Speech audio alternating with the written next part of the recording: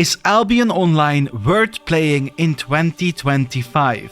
Whether you're new or returning, in this video I will show you what the game is like right now and how it's about to change even more at the end of June with the Abyssal Depths update.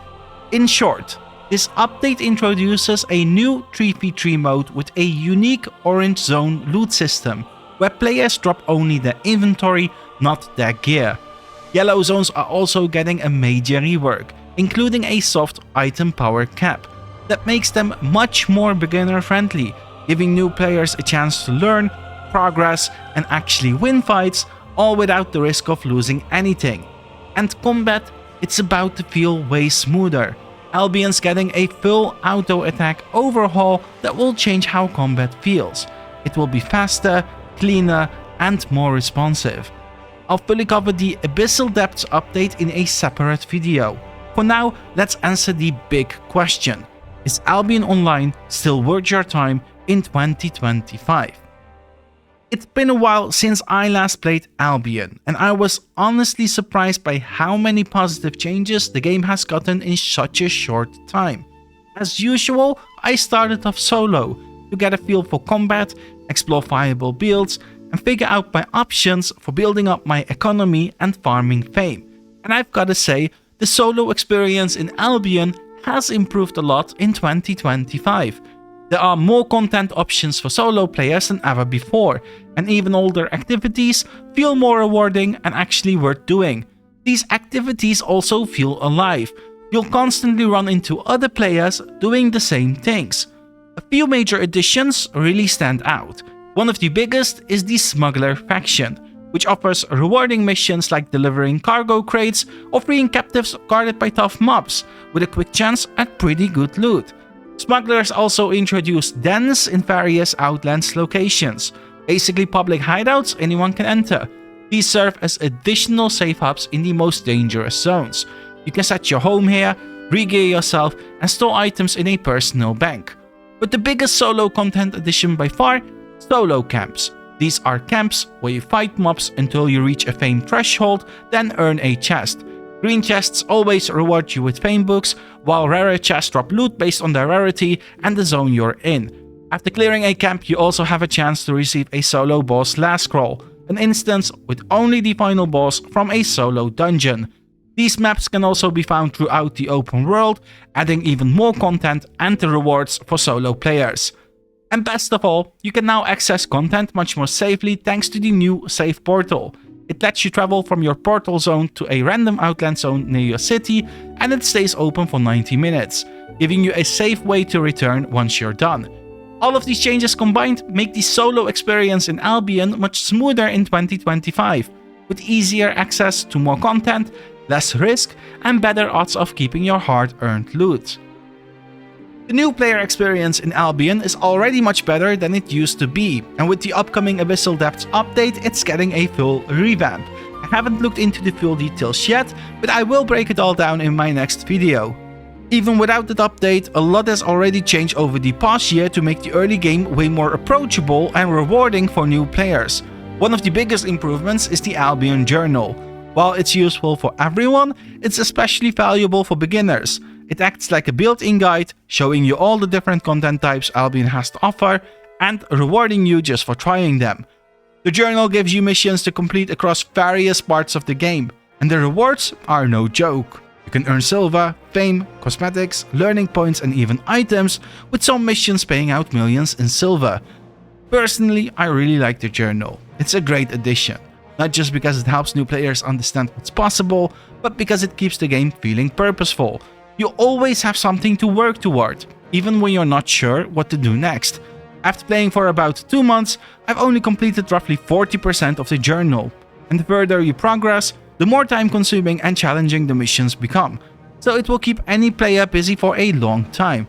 And to showcase your progress to other players, you get unique cosmetic rewards at various milestones, and honestly, some of them look really cool. From what I've heard, the Abyssal Depths update will add even more missions to the journal, so that 40% completion rate I'm at right now might drop pretty quickly. Another huge improvement for new players is the upcoming item power soft cap in yellow zones. This means experienced players with top tier gear won't be able to completely steamroll new players anymore. You'll actually be able to fight back, and that alone makes yellow zones a much fairer and more enjoyable place to learn and progress. There's also a major change coming to the reverse system. Previously, players had to unlock each tier one by one, grinding lower tier mobs before they could take on stronger ones.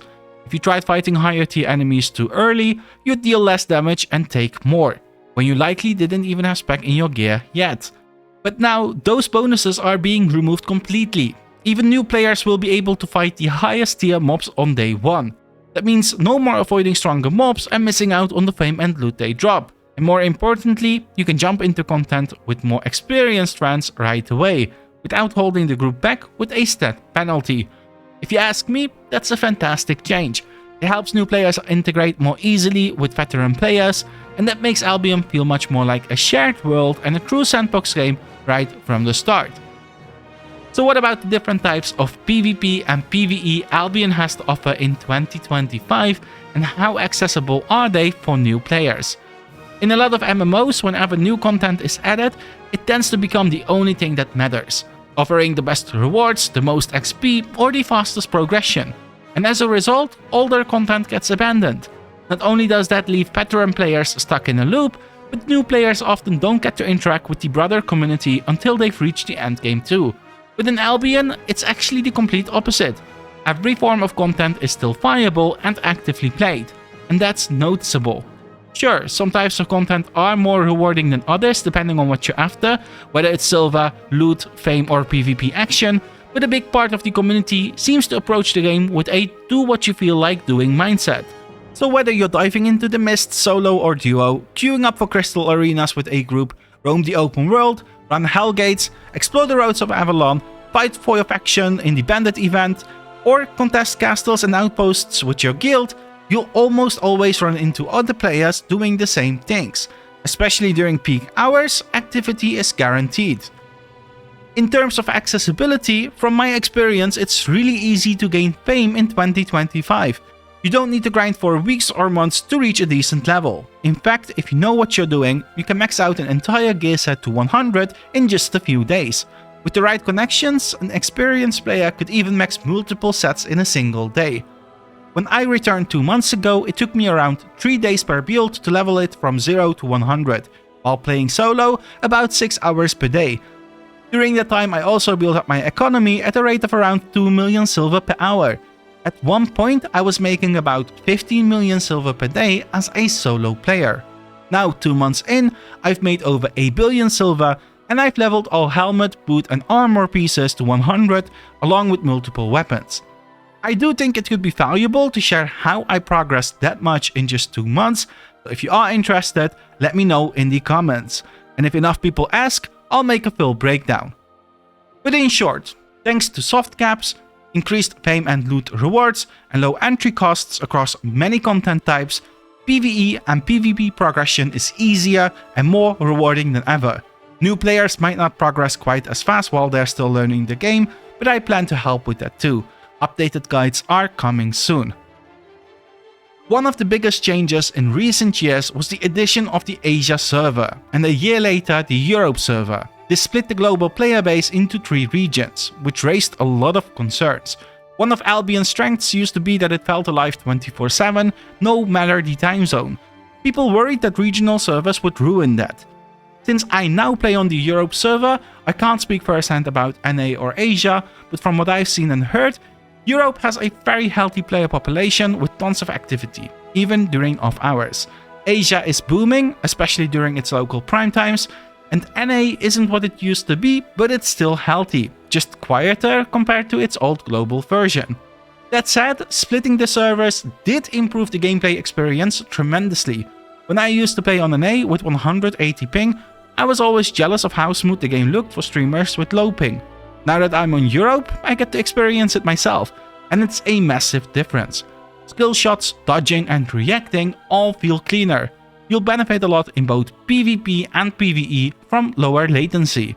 So if you're a new or returning player, I strongly recommend picking the server that's closest to you.